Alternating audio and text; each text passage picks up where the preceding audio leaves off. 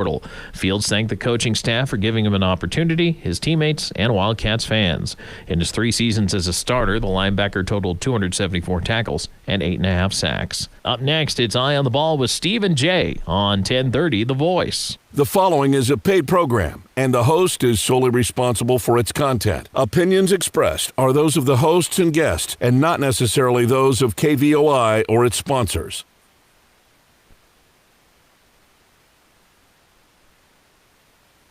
Hey, good afternoon, everybody. Welcome to Eye on the Ball. I'm Steve Rivera alongside Jay Gonzales, and you're listening to 1030 The Voice.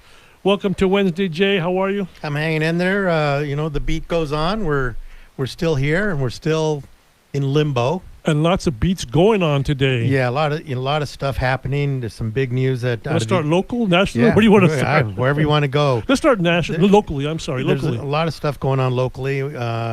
Right before we went on the air, the information came out that one of Arizona football's best returning players, Tony Fields, has decided he's leaving the program. So let me ask you, because you follow these things closely, would one guy affect how you determine a season in terms of wins or losses? Well, it can when it's a guy like Tony Fields. I think it can. He's played in every game since he came in as a true freshman. Mm-hmm. He's been a starter all this time. He's somebody that they were counting on, and I think at least from where we sit, highly unexpected to see him transfer at this point. So I'm going to have you put your journalism hat on, and you're thinking, I'm wondering why. I am wondering why, and I'm asking around, and nobody really knows. Right. And Tony Fields has his reasons for doing what he's doing. Hopefully, the coaches have an idea of why that is. But this is a big deal, and the thing of this is that it's not just that he's leaving, but it's the timing of it. I mean, they would be, in any normal, if this had been a normal season, he would be headed for training camp to start next week. Sure. Well, let's remember that he's the second grad transfer. Right. In as many months, I think. Right. Scotty Young did. Yeah. And so you have to wonder, why. I'm thinking, just before you say, I'm thinking, what do they know that we don't know? Well, if you read his tweet, he thinks this is, the best thing for his career. So why is that? To leave and go somewhere where it's uncertain, unless he knows he's going somewhere and he knows he's going to start and play there, which maybe he does. Mm-hmm. And why is that opportunity better than the one he already had here, where he knew he was going to start? He knew he was going to be a guy that's, being counted on and is crucial to this team this year. And I'm not a detective here, but you're thinking that maybe he goes to a better team with a better visibility for his future. That's where my brain went first. Yes, mine too. That he's got somewhere that he's going that he thinks he's going to get better visibility. Maybe, he talked to somebody, an NFL scout or somebody, with a link to the NFL that said, what, being at Arizona isn't the best thing for you if you want to get the visibility you need to get in the NFL. In our world, it's called It Doesn't Smell Right. Something's up. Yes. Something's up, and I don't know if it's one of those things that's up with the entire program. Right. If it's something that's just between him and the coaching staff, or if it's something that's just about him, he's just saying, look, right, I've got to be where it's best for me, and this isn't it. And then D, none of the above. But I think it's one of the three. Well, sure. Yeah. And look, I'm, as somebody who cares about how the football team does, and who's put myself out there that they were going to get six wins. Would that alter your? Let's say all things considered equal. Well, it's not so much just the one player leaving that circumstances makes me think about it. It's like, what's going on? What's going on altogether? Yes. Is there something going on with the defense? Is there something up with the new defensive coordinator? With what's going on coaching wise? Is there something going on between, with Coach Sumlin? What's happening? All fair questions. And let me say this. Last December, I think, and I'm just being full disclosure, last December I was talking to a few people who were close to the program, and we don't get close to it. Maybe Michael Lev does or whatever. And my people that I talked to said that be prepared for a mass exodus of people leaving. There was not a mass exodus, but there were a few. There were a few. And now some key figures now. And it's not just that there've been a few; it's the level of the players. Right. It's not like Tony Fields is going to leaving Part-time because he's starter, not getting enough playing time. Right. It's not like he's not getting enough playing time here. This is the equivalent of Schooler leaving, I think. Sure. Well, he and Colin Schooler were supposed to be the anchors of this defense. Right. This is not a okay situation. No, this is like a wow situation. It's not. It is. I mean, it kind of threw me for a loop in that regard. And look, I'll just say too, I've always thought this about everybody, and I've said this before about every player that doesn't want to be here, then go. I'd rather you not be here than not want to be here and be here. Right. Totally agree with you. So I'm in that regard. Fine. If there's something going on that you don't want to be here, then you know what? I'd rather you just take whatever that is and take it with you. However, when you lose a guy of that caliber from your team, a guy that you're counting on, now throw in the fact that they didn't have a spring practice. They didn't have spring practice. So somebody's going to have to step in who hasn't done that before because Tony Fields has been in that position for 3 years. Now you're going to, without having the opportunity to get somebody ready for that position, suddenly there's a big hole in the defense. And we've always talked about the defense is not the offense is not the problem. It's the defense that's going to be the problem. Right. It just got hurt more. Right. They've got a big hole in it. Tom, you've been chopping at the bit. Yeah, so this I'm going to throw this theory out there, and you guys feel free to do what you want with it. But anecdotally, without me actually counting the number of players who have left, I feel like it's about 70-30 defensive players who are leaving. So I don't know if it's necessarily a Sumlin thing, but I do feel like it's something going on in the defense because the secondary thinned itself out a couple of months ago, and maybe it's a couple of weeks ago. I don't know. In this pandemic, who knows what time is. And now you get one of your best linebackers leaving. I think it's something on the defensive side of the ball. Let's also say that there's been a lot of defensive changes in the coaching staff, and you know how kids or people are. You get a change and you really don't like it, or it's too tough, or whatever. It may be something as simple as that, and maybe it's Paul Rhodes may have come in, and Tony Fields' role on the defense maybe has changed, or he just didn't like the style, and he feels like he's got an opportunity somewhere else. I mean, look, I really hope the kid was smart enough to not just leave and say, okay, I'm going to go look for something better, not knowing, I would hope that within the next few days we hear, he's going to say where I'm going here. Yeah. And you say, okay, I get it. That's you feel you've got a better opportunity there, more power to you. And you know what? It may not necessarily be, it doesn't necessarily have to be a better school. Right. It could just be a better system for him that allows him to show his talents and what he can do to get into the NFL. Because ultimately that's the goal, and he did mention that, in his tweet. So, look, it is what it is. He's gone for whatever reason. He's gone, and I think obviously the U of A, they're just going to have to figure out what to do and what they're going to do to fill that hole. But it can't do anything but hurt. Right. No, I agree. It's funny. I just Googled this for Alex Barcelo. Remember last year he left and kind of at the last minute and kind of under weird circumstances landed at BYU, and you're thinking, okay, maybe he wasn't good enough here, or he played a little, blah, blah, blah. And you think he went to BYU. He had a fantastic great year. Could shoot it. Yeah. What did Arizona miss? Shooting. Yeah. And you think it's kind of suspicious, yada, yada. But it worked out for him. It worked out for him, and you hope it do. You hope it does. I mean, I always hope for those guys. Unless somebody personally pissed me off, I wish them well. We've had that discussion before. You hold grudges. Hey, it's 6:15. You want to take a quick break? Yeah, let's take a quick break. We have a lot to talk about in a weird way. There's a lot of different things going on. Let's take a quick break here on 10:30 The Voice.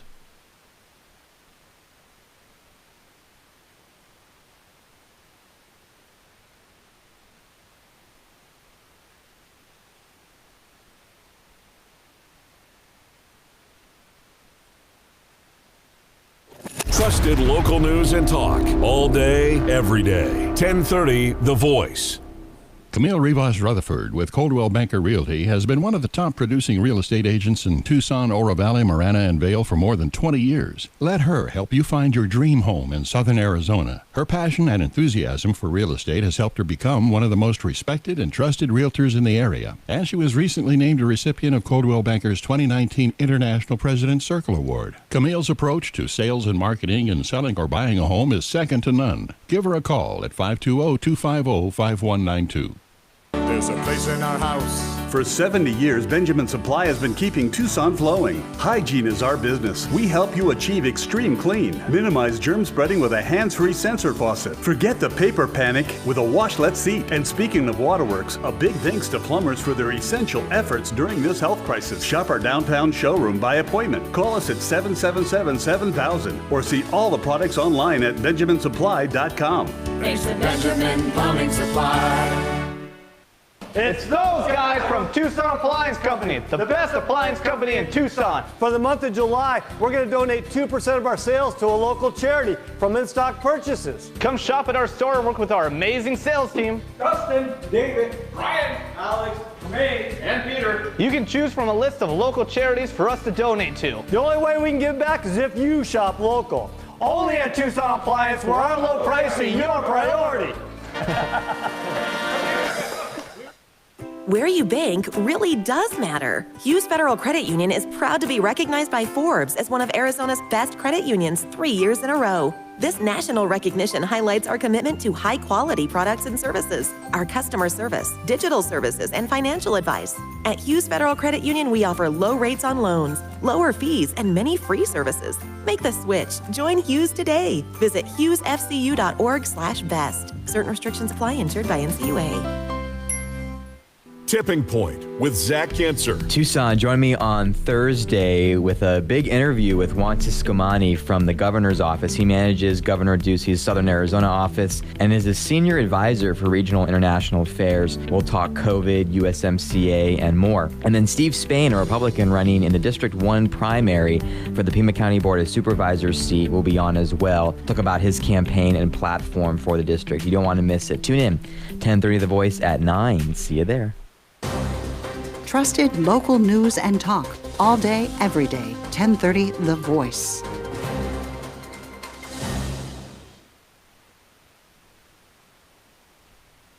Hey, welcome back to Eye on the Ball here on 10:30 The Voice. I'm Steve Rivera alongside Jay Gonzales. Tom with the appropriate music going and coming in. Lonely, what's a broken heart? Owner of a lonely heart. Yeah. Hey, so owner of the small wallet now. Arizona might be guilty of having to pay some money. Well, and before I jump into this, if there are any lawyers out there listening to us, would love to have you call in and we can talk about this force majeure clause that's a big part of what we're about to talk about. But the Portland State Athletic Director was interviewed by the Oregonian, and I'm trying to get her name here. But basically, her name's Valerie Cleary, basically saying, we want our dough. Arizona, it was a $550,000 buy game. That's what Arizona was going to pay Portland State to come and play that game. But it appears that to buy out of the game, let's say none of the COVID stuff was going on, and Arizona said, "Hey, we got a chance to play Notre Dame. Portland State, you're out." Arizona would have had to pay them $750,000, not the $550, but $750 to buy their way out of the game. Portland State is saying, "We want our $750." And the what we've heard so far is that teams who are big, Pac-12, Big Ten, who have canceled their non-conference games, are saying the force majeure clause is in play, which is a clause that is in pretty much every contract, and it says that if there's an act of God, a war, a disaster, a flood, an earthquake, whatever, that cancels a game, everybody's off the hook. The question is this the act of God? Well, what else would you call it? Well, Portland State's position, and she stated in the article by Ken Go in the Oregonian, is that they're not canceling all their games. They're just canceling our game. They're canceling our game and their other non-conference games. So they're still playing games. They're just not playing us. So therefore, we believe we get the dough. On the surface, it would seem that they have a good case. That sounds like a good case to me. I'm not a lawyer. Yeah. You know a couple. I know a few, and I've written some contracts in my business life, and that's one of those clauses that you just go pull the language off a contract on the internet and stick it in your contract. It's a very standard clause. I wrote that. I put that in a bunch of Sugar Skulls contracts that I was doing for sponsorships, previous other businesses that I've been involved in. It's sort of just a standard thing. It just says if everything blows up, everybody's off the hook. Right. But it's coming into play. I mean, when was the last time a force majeure clause did come into play? No. Probably somebody who's been in a hurricane or something like that. Right. That said, when you were talking about this, the last time I remember something like this, but had nothing to do with it in a close way, was, do you remember that in 1995-96, Arizona had a game scheduled in Philadelphia against St. Joe's? They did not go to the game because it was very snowy. Right. Lutz says he was not going to put his team in jeopardy to get on a plane, to go over there and play, and then come back. Right. There were some other things behind all that stuff, but they didn't go. And they ended up paying St. Joe's. And the coach at the time, he forget his name, a balding guy. Right. I can picture ripped into Lute. You just, you're just snake. You should have come and seen. I remember all that. It was 25 years ago. But that's kind of the same thing. It was an act of God. It snowed like crazy. I remember it. I was on a plane supposed to go, and I didn't go. Right. So, what's the act of God part? Right. Well, exactly. And there's got to be a lot of interpretation into what it actually is. You go back to, when I think of this type of thing, I go back to, I was covering Arizona.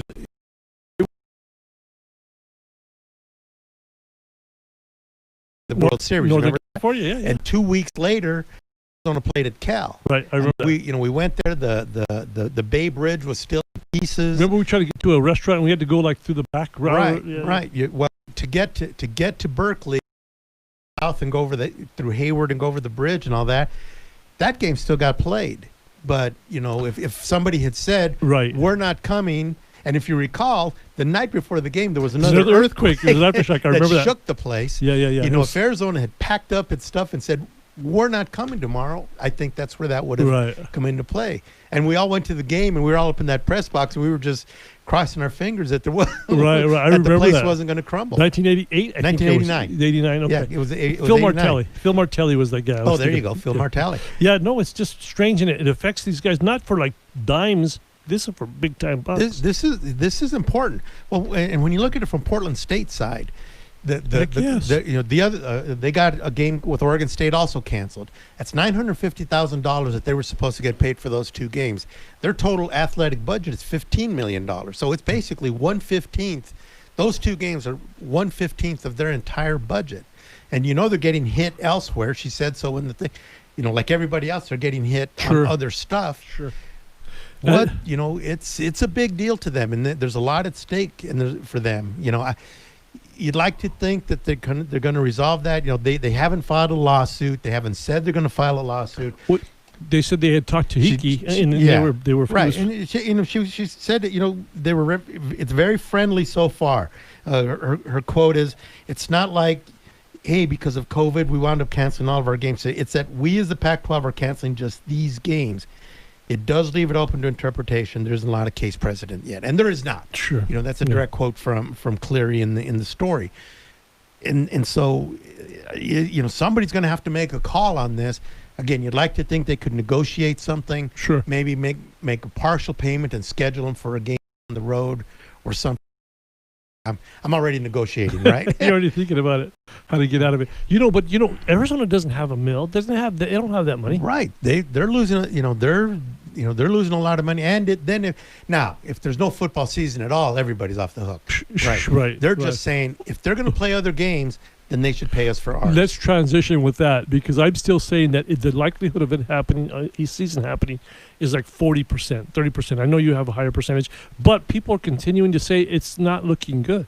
Well, they're trying to be as hopeful as they can. They're trying to buy themselves as much time as they possibly can, and that's kind of what's happening.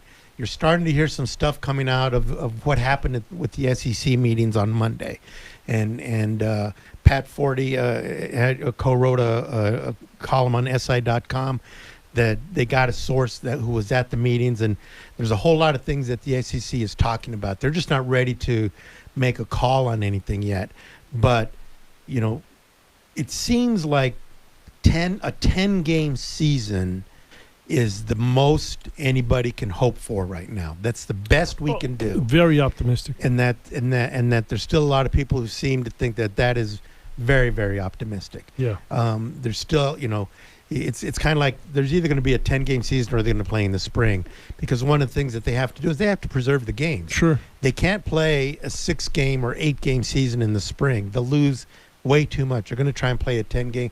If it goes to the spring, they're going to play as many games as they can. They may try and play the whole season. Right. Then you run into different things with NFL, your own schedules. Well, that was one of the other big things that was being talked about today. NFL? What happened?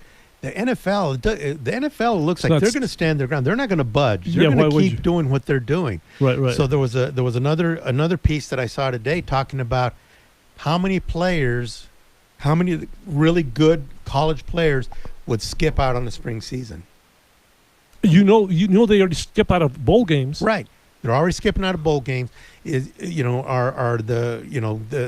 quarterbacks at Ohio State and Clemson, are they going to play? Right. I wouldn't. Mm-hmm. You even have a. Of course not. You even have a lot of these were anonymous sources, but there was a Power 5 assistant coach who said that if I'm Taylor Lawrence at Clemson, I'm not playing if the season in the spring. Why would I play? Exactly.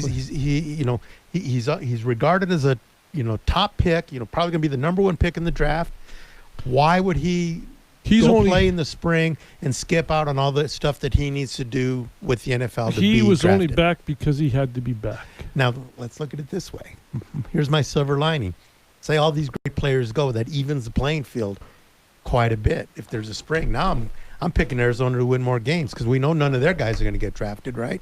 True. There aren't any, and I don't say that in a mean way. That sounded really bad. Yeah. Right. But there aren't any. I mean, one of them might have just left. Is Tony Fields coming back? Yeah, one of them might have just, Colin Schooler. He might not. But if you're Colin Schooler, do you play or not? You've got to make the decision. Do I need to play to improve my stock, or is it good enough that I don't play? Well, that's the funny thing about it, because his stock is probably different than what he thinks his stock is, maybe different than what people are telling his stock is. It's like Scooby. Scooby has this wonderful year, wonderful career here, got hurt, maybe slowed him. And then you think, okay, he's going to play. He's going to play in the NFL, right? You're probably thinking that. Right. He's the last player to be drafted, and then he has no real career.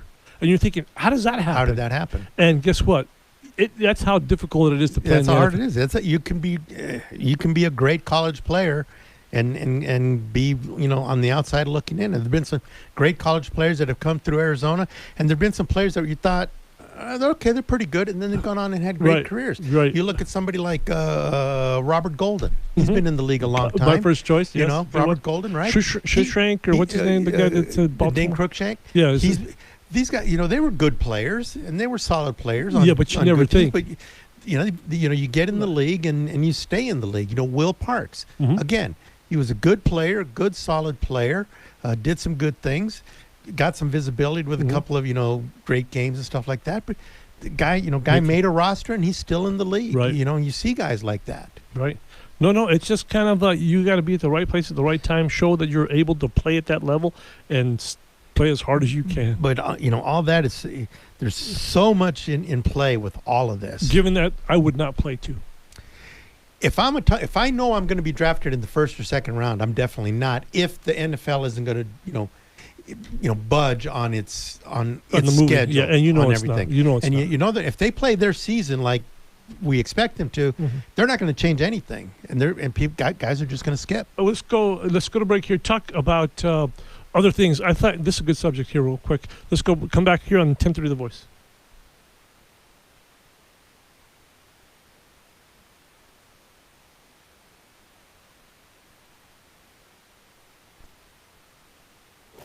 CBS News at the top and bottom of every hour. 1030 The Voice, Tucson's trusted local news and talk. This is a Bloomberg Money Minute. Hopes for progress toward a coronavirus vaccine sent stocks modestly higher. The S&P briefly turned positive for the year before retreating. The Dow Industrials jumped 228. The S&P added 29. The Nasdaq climbed 62. Uber is looking for investors interested in buying a stake in its freight division. Sources say Uber wants to raise $500 million. Uber Freight connects truck drivers with shipping companies. Chipotle is adding more stores with drive-through lanes and plans to add about 10,000 employees to staff them. The burrito chain expects most of its new stores to have drive-throughs where customers can pick up orders placed in advance. It may not say it on the hood, but your next car may be made by a company called Stellantis. Yet Chrysler and French automaker have conjured up the name for their soon-to-be merged company. It'll be used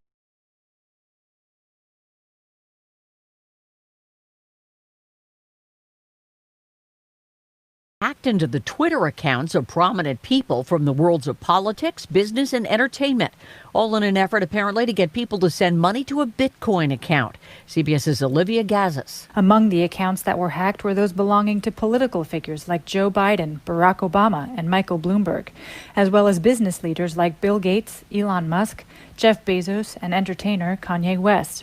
The accounts of companies, including Apple and Uber, also appeared to be compromised. CNET's Ian Scher says this may be the biggest security issue Twitter has ever dealt with. Something like this is really fascinating, and furthermore, curious that this Bitcoin address that appears to be at the center of this is actually getting money from people.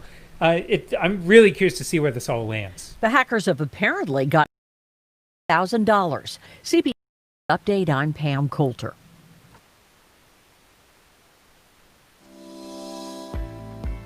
Being named the 2020 El Tour de Tucson dedication recipient was such an honor. I had been a part of El Tour in the past, and I know about some of these amazing names that have been dedication recipients in the past, but it was an honor to be chosen for that, not only for me, but for my organization that supports people with disabilities. I've met that are now some of my closest and dearest friends. One of the things that makes El Tour, so safe and so well ran is all the law enforcement that gets involved, blocking up the roads. My favorite part of the course, on the newer course, was the backside of Pistol Hill. I think what's amazing about El Tour is there's something for everyone's ability level. It includes the opportunity to be out there. You can even do a 1 miler. You can do something at home if you're limited to being indoors. That's what's great about it, is all abilities are encouraged. It's very inclusive. These days, most families are concerned with having the right insurance coverage. Protecting your family, home, auto, and other valuable possessions can be challenging and sometimes expensive. Crest Insurance gives you flexible options and solutions while saving you money. Insurance is not one size fits all, and at Crest, we find the coverage that's best for you and your family. Visit us online at www.crestins.com or call us toll free at 888-881-5765. In these extraordinary times, 1030 The Voice would like to salute our American heroes. Of course, we thank first responders and health workers. But we also recognize workers in the food service industry, the people manning the front lines in our grocery stores. And from food delivery people to the drivers getting goods to stores. We thank you. We couldn't do it without you. 1030 The Voice. Trusted local news and talk. Trusted local news and talk. All day, every day. 1030 The Voice.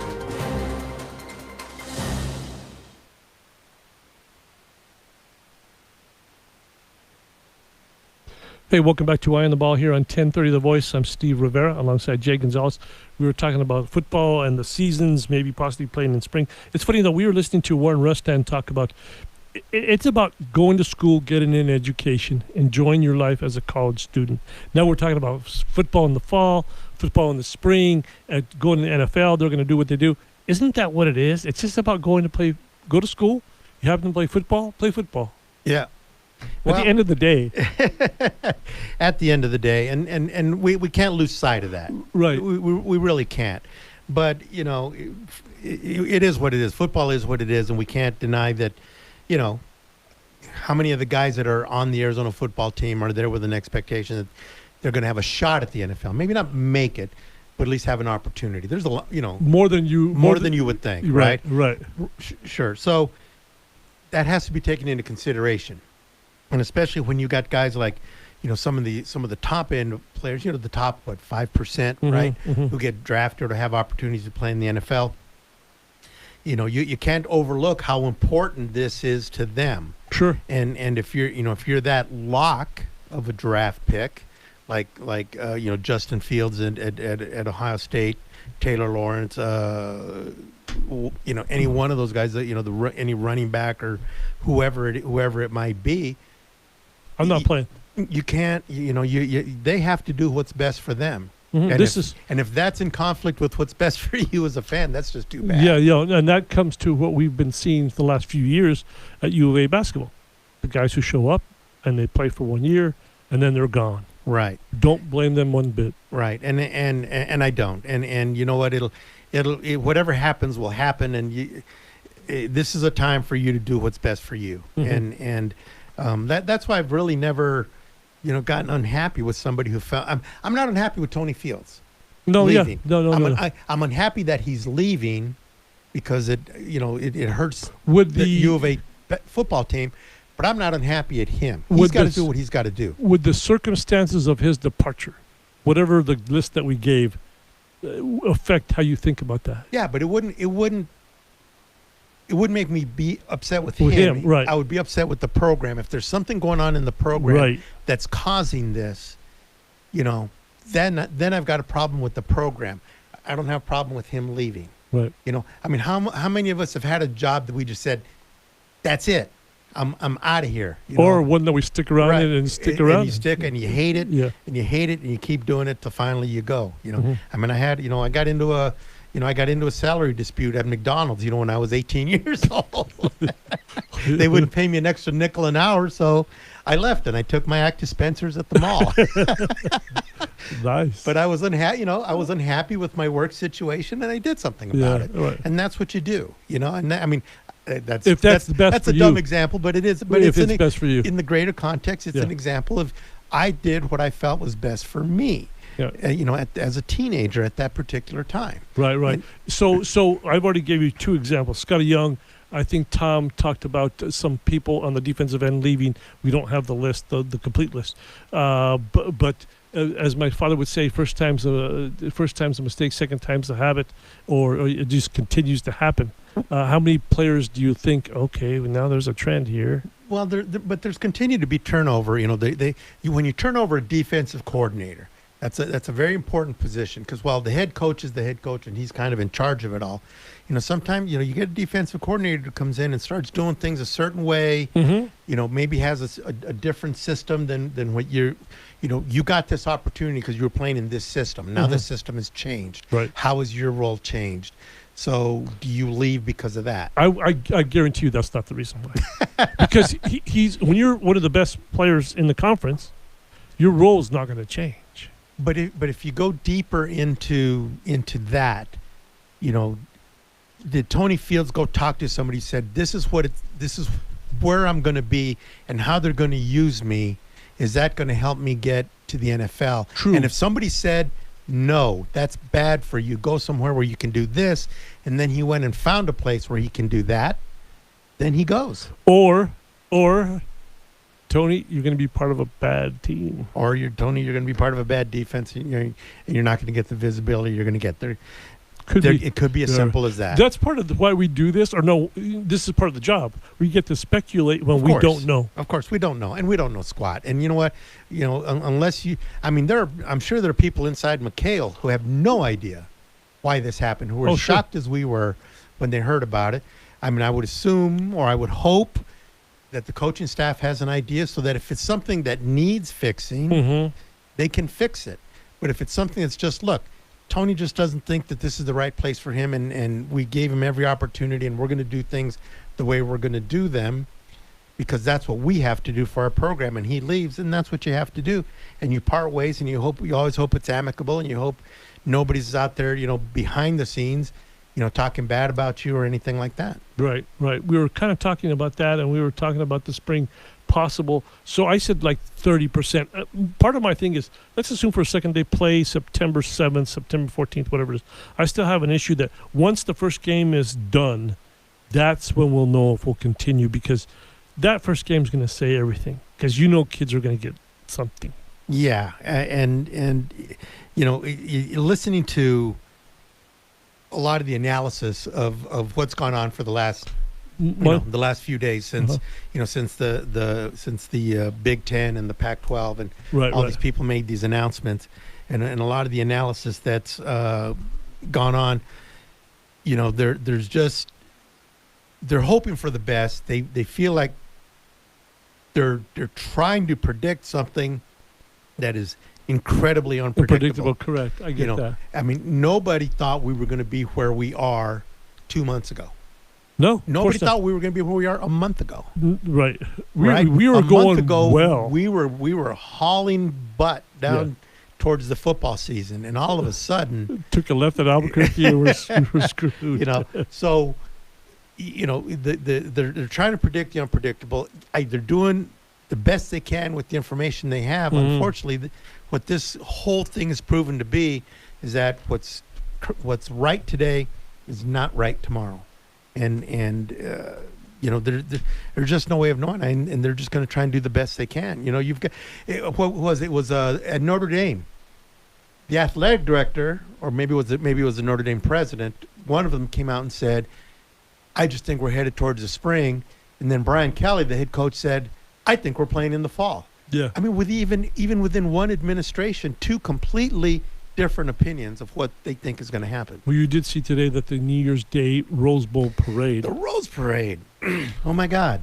The first thing that I got, excuse me, I got texted by my brother who goes to the Rose Bowl every year with a friend of his, so he goes to the parade and the whole bit, and he's very defeatist about it. He said they've canceled the Rose Parade, and so I'll be surprised if there's a game. I don't disagree. Yeah. Or maybe somebody said maybe the Rose Bowl is going to kick off on Memorial Day. Could be. It could be. I had a buddy of mine who I was talking about the Pac-12 tournament. Said, yeah, if you go to the Pac-12 basketball tournament, you come a day early, you can go to the Pac-12 football championship. Right. I think we're more headed to that than not headed to that as we get closer, because today's the 15th. They said the 24th-ish, Well, the 24th, the U of A has to decide if they're going to have students on campus. I think they're going to. Think they're going to say yes. Yes.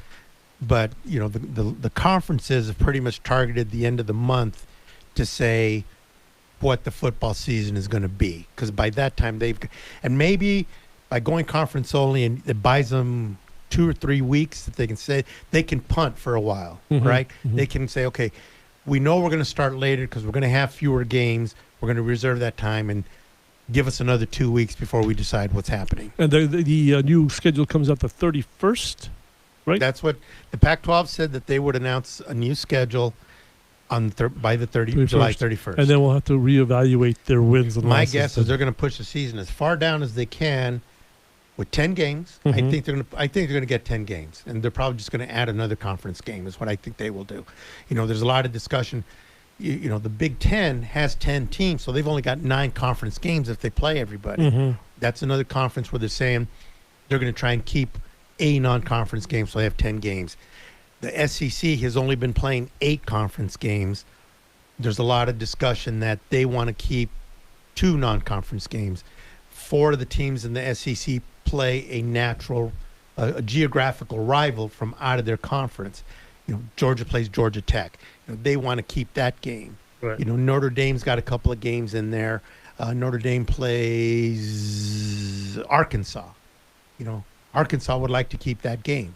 So there's a lot of discussion that the SEC will try and go on an 8+2, play their 8-game conference schedule, and try and keep 2 non-conference games. And the bowl games that you were kind of talking about are going to ease their restrictions on qualifying for the bowl games. They're going to have to. Well, they're going to have to.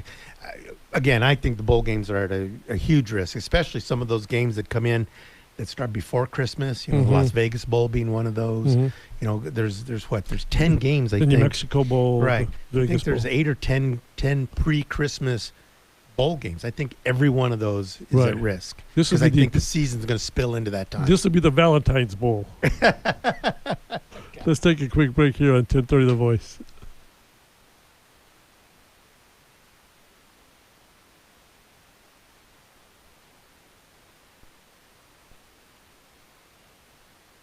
Your source for trusted local news and talk. 1030 The Voice. There's a place in our house. For 70 years, Benjamin Supply has been keeping Tucson flowing. Hygiene is our business. We help you achieve extreme clean. Minimize germ spreading with a hands-free sensor faucet. Forget the paper panic with a washlet seat. And speaking of waterworks, a big thanks to plumbers for their essential efforts during this health crisis. Shop our downtown showroom by appointment. Call us at 777-7000 or see all the products online at benjaminsupply.com. Thanks to Benjamin Plumbing Supply. Time to update those old kitchen cabinets? Call the Window Depot today. The Window Depot is not only the #1 warehouse for windows and doors, we now have a great selection of kitchen and bath cabinets at Tucson's best prices. The Window Depot is Tucson's top spot for granite and quartz countertops to finish the new kitchen or the replacement of that old worn out Formica. So call us today at 290-8545 or 622-6430. The Window Depot, windows, doors, granite, and new kitchens.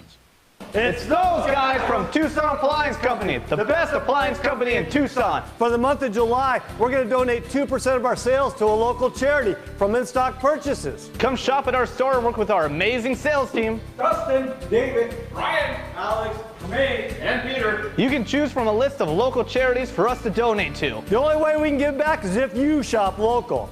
Only at Tucson Appliance, where our low price is your priority. Hey, it's Chris from Wake Up Tucson. We'll see you for the big Thursday show. We're going to have the sports intern Ryan Larson on talking about the reopening of Major League Baseball. Congressman David Schweiker talking about some latest economic numbers and, of course, COVID-19.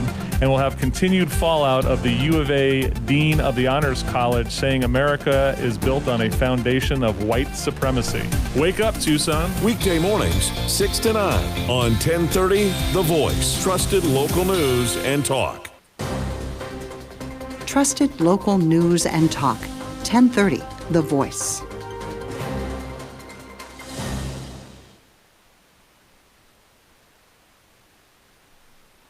Hey, welcome back to Eye on the Ball here on 1030 The Voice. I'm Steve Rivera, alongside Jay Gonzales, talking football. But, I want to kind of big weekend for golf. Let me also tell you there's a big weekend for horse racing.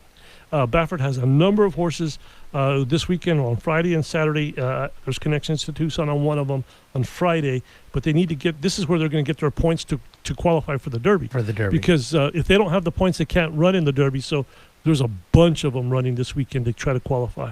And I know that the weekend for golf is huge too because Tiger Woods is coming. Right, Tiger Woods is back on the tour this week. The Memorial, a tournament that he's won a bunch of times. It's the Jack Nicklaus tournament, and but it's his first tournament. These guys have been playing for a month, and they're all geared up. And you wonder, it's one thing to be playing and try and stay in rhythm and stuff, but it's a little different. Just like anything else, to get out there on the golf course and now you're competing. So it'll be interesting to see what happens out there.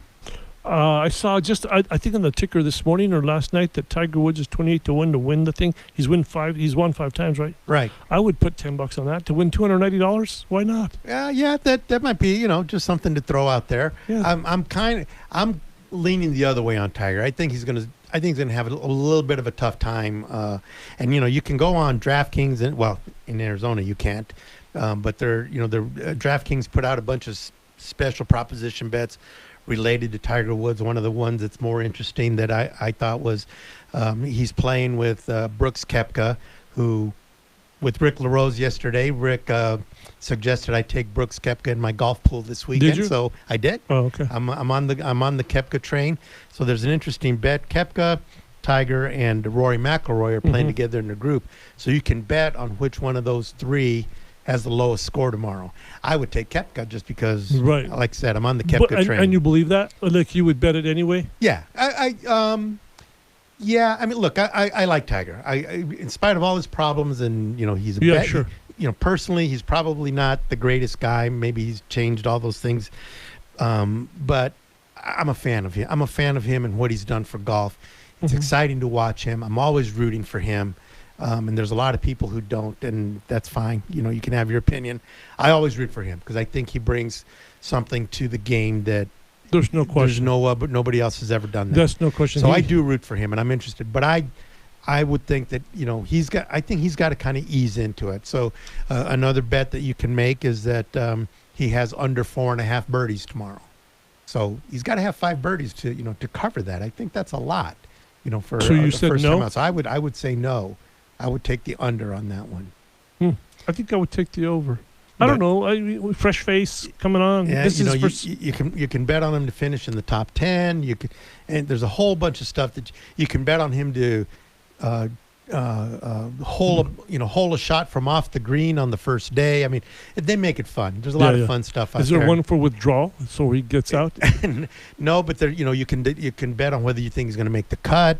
You can bet on which of his 4 rounds will be his best round. I got to see that. A whole bunch of cool stuff like that. And it's brought a whole new element to sports really in general that you can do stuff, because you couldn't do stuff like this in golf. Right. You really, you could go bet stuff, weird stuff like that for the Super Bowl and certain games and stuff like that. And there's a lot of things that you can do, but with what's gone on with gambling and the overall acceptance of it, even though my wife isn't as accepting of it as some of us are, it does make it interesting, to see. I mean, like, I'll pay attention to these things with Tiger Woods to see, how people fare, and I've got some friends who are putting some money on some of that stuff, and it's just fun to see it, and it adds a whole another level of spectating for for everybody. Are you getting antsy now that the NBA and Major League Baseball is pretty close here, but there's still a lot of problems. Still a lot of problems, but I haven't seen anything that says if this happens, there will there's not going to be a season. They're charging forward. They're all in. I think they're committed. They're going to play. The seasons are going to start. The Major League Baseball season starts a week from tomorrow. No, a week from Friday. And so, or is it a week from Thursday? It's next week. And I'm going to be drafting my fantasy team. And so, I think that they're playing. Even with players out, Russell Westbrook, there's a lot of prominent players and people are getting the COVID, but they're gonna figure out ways to play. People are busting that bubble. Well, and I mean, actually, there's been some opportunities. We had a couple of local guys. Nick Gonzales got invited to the Pirates 60-man camp, right, to get ready for the season. What a story. Yeah. And another player out of Cienega. Andre Jackson, a pitcher who's in the Dodgers organization, he got invited to this. They've invited 60 players to camp. The roster, I don't know if the roster is still going to be 25 or 26. Yeah, I don't know if they're going to keep extra guys on, but guys are going to be available. They're going to have 60 guys that they can pick from. Let's say 4 guys get COVID, right, and you've got to go get 4 guys to fill in your roster.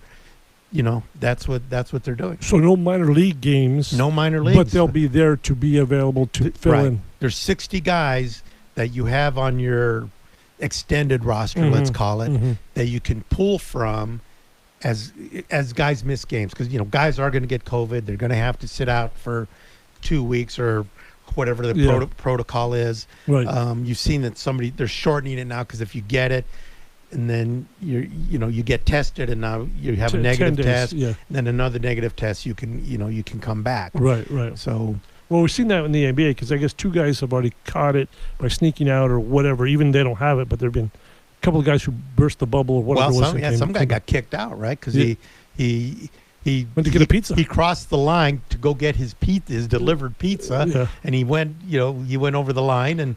They sent him away, and he's got to be out for 2 weeks. So now they built a hotline to rat everybody out. The snitch line. They're calling the snitch line. Yeah. That's kind of I don't know. I don't know how that's going to work. I mean, I guess if you're going to play if you're about to play the Lakers, and you see, LeBron, on the other side of the street. Are you going to call? Well, Doc Rivers said that. He says, I'm going to rat out everybody so we'll be the last team standing. That's our only chance or whatever, but you're going to rat everybody out. No honor whatsoever. Yeah, it's got to win, baby. Got to win. Got to win. But, it's so much, it adds such an interesting element to all of this. Is that, again, I mean, we're speaking to the whole idea of NFL draft pick type players. skipping out on the season if there's a spring season. Now, if Alabama loses their 10 best players, how good are they? I mean, they're still going to be really good, right? Right. But how good? No, I National understand your championship point. Yeah, I understand your point. Does that, if USC loses, 6 starters, I mean, look at any season. If Arizona was going to play USC and you found out 6 starters are out, don't you think Arizona's got a chance? They turn into UCLA, so they have a chance. Yes. Exactly. Yeah. No, I don't disagree with that. It just makes for a peculiar season, a season I still don't think is going to go. It's just so difficult. Sorry to say. I think it's going to happen in the fall in some way. There's another school of thought. In order to, again, limit the risk, and I think Dave Rubio mentioned this, play the other sports in the spring. Right. Just play football Right. in the fall, so you have fewer students around the athletic facilities. You have fewer events. You have fewer things to deal with. And now your testing is all geared towards just football. Right. So you're saving some costs, and move volleyball and cross country or whatever, those sports, over to the spring and concentrate on football because it pays the bills. It was exactly that. You know what your budget will be or won't be with the other ones as well. New Mexico they're moving everything to the spring. High school stuff. High school stuff. Which is probably smart. And they're limiting the schedule to 20, killing about 8 games each. I bet you that Arizona does not want to do that. Right. They said that already. They maybe said it on a show that we talked to a couple of people that they don't want to do that. It's going to be tough for them to play too. Well, it would be very hard to manage it, from a staffing standpoint. We've talked about that. But again, if you can keep football in the fall and just move everything else, because staffing a football game is different from staffing a volleyball game or a gymnastics meet or a water polo match or any of those sports. So, if you can gear your staff towards that, then go deal with all the stuff in the spring. Maybe that's the way you do it, because and it buys you some more time, because as people have said, time is the issue right now. No, and that was the thing that we had in late April, May. So we won't have to worry about it for later. Right. And the wiggle room has turned into nothing. We're up against the wall on time. So if you can do things to buy yourself some time, then things can happen. So, if somebody says you can have a football season if we move all the sports to the spring, I'm all for that. Right. I'm it's a lot of contingency plans. It's a lot of shuffling of schedules. Well, and that again, getting back to what happened at the SEC meeting, they're figuring all of that stuff into it. What to do with the other sports. I mean, the SEC already said outside of football, none of their sports are going to play before September 1st. Maybe they just move them all. So,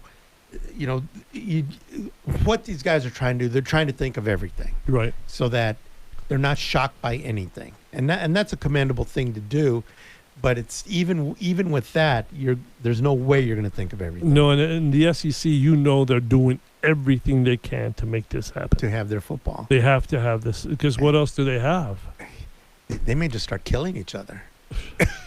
If they don't have their football. Send your letters to Jay Gonzales. Where do you get rid of all the pent up? You go to COVID parties. You go to COVID parties. Can you imagine? I mean, the way these people live and breathe football down there. Can you imagine if they don't have football? Oh no! Yeah, they'll lose their minds. Sure, get a hold of Greg Byrne. They will lose their minds. Right? No. I don't want to see that. I really don't want to see that. I mean, you just we got to have it, Steve. And we won't know tomorrow. We won't know the next day. Exactly. We're going to be guessing for a while. I think by the end of the month we'll know something. But until then, we'll just keep tootling along and talk about it, and maybe we'll come up with a great idea, right? Exactly. Until then, Tony Fields, good luck to you and your decision. Hey, Brooks Koepka starting tomorrow. I need him. 10:17 tee time tomorrow. Good luck, Jay. We'll talk to you tomorrow. We'll be here tomorrow. Here on 1030 The Voice.